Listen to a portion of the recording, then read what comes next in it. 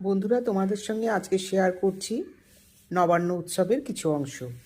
গ্রাম বাংলায় নবান্ন উৎসব কিভাবে পালন করা হয় সেটাই আমি তোমাদের সঙ্গে আজকে শেয়ার করব। প্রথমেই চলে আসছি চাল নবান্নের কথায়। চাল নবান্ন কীভাবে তৈরি করা হয় সেটা তোমাদের সঙ্গে আমি শেয়ারও করেছি। তাহলে চলো দেখে নিই কীভাবে সেটা বানানো হচ্ছে।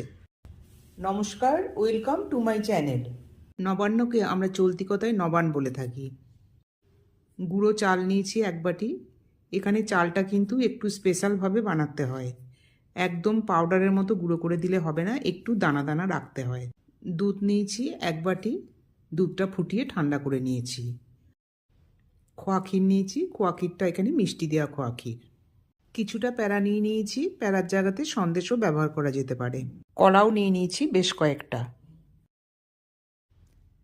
আর আছে নারকেল কুচি, আখের কুচি, আদা কুচি আর লাল আলু কুচি। এই সব উপকরণগুলো এখন একসঙ্গে মিক্স আপ করব।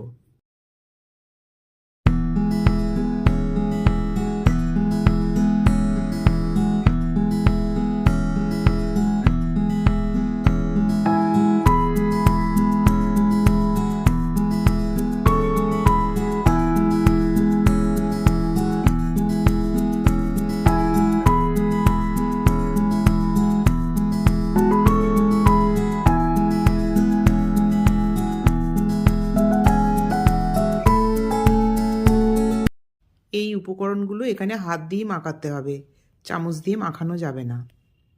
এটা গ্রাইন্ডারেও পেস্ট করা যাবে না, গ্রাইন্ডারে পেস্ট করলে একদম লিকুইড হয়ে যাবে, তখন কিন্তু আর খেতে ভালো লাগবে না।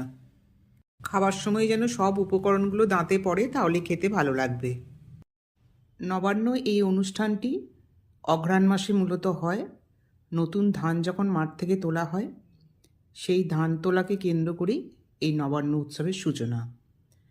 প্রথমেই যেটা করা হয়, মা লক্ষ্মীকে সেই নতুন ধানের যে চাল হয় সেই চালের পায়েস করে দেয়া হয়, এবং তার সঙ্গে আনুষাঙ্গিক পায়েসের সঙ্গে আরও অনেক কিছু খাবারই নিবেদন করা হয়। ঠিক এই রকমভাবে চাল নবান্নটা সব কিছুর সঙ্গে মেখে নিতে হবে সুন্দরভাবে। এরপর এটা আমি বাটিতে সার্ভ করে দিচ্ছি। গ্রাম বাংলার এই নবান্ন উৎসব কেমন লাগলো বন্ধুরা, তোমরা কমেন্ট বক্সে কমেন্ট করে জানিও। আর সঙ্গে অনুরোধ রইল চ্যানেলটি লাইক, শেয়ার এবং সাবস্ক্রাইব করবার জন্য। এবার চলে আসি ভাত নবান্নের কথায়। ভাতের সঙ্গে থাকে ডাল, একটা সবজি, 5 থেকে 7 রকমের ভাজা, চাটনি, পায়েস, মিষ্টি। এই দিনটা সাধারণত নিরামিষই খাওয়া হয়। আজকের মতো এই পর্যন্ত, আবার দেখা হবে অন্য কোনো রেসিপি নিয়ে। নমস্কার।